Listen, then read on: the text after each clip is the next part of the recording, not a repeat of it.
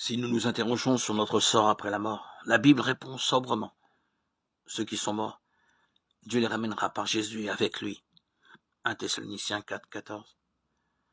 Pourquoi cherchez-vous le vivant parmi les morts? Luc 24, 5. Pourquoi cherchez-vous le vivant dans un passé quelque peu inaccessible, dans un futur inimaginable? Aujourd'hui, Jésus-Christ vient à nous. Aujourd'hui, il nous parle, nous rassemble, nous éveille et nous envoie. Aujourd'hui, il se fait connaître comme le vivant qui fait vivre. Les derniers chapitres des évangiles Matthieu 28, Marc 16, Luc 24, Jean 20 et 21 ne doivent pas être lus comme la chronique détaillée de ce qui s'est passé après la mort de Jésus. Les divergences nettes entre les évangélistes montrent qu'il ne s'agit pas seulement de récits historiques, même si ces chapitres s'appuient sur la tradition très solide des apparitions de Jésus.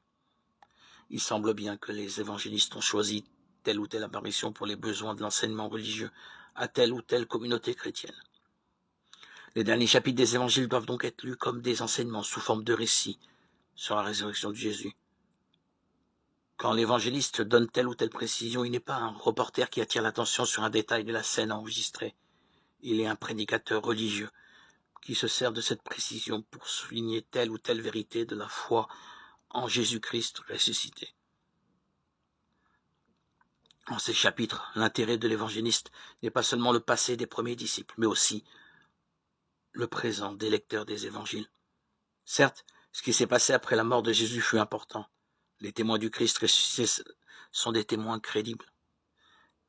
Mais la principale préoccupation est de nourrir la foi des chrétiens, la foi en un Christ qui vit avec eux maintenant.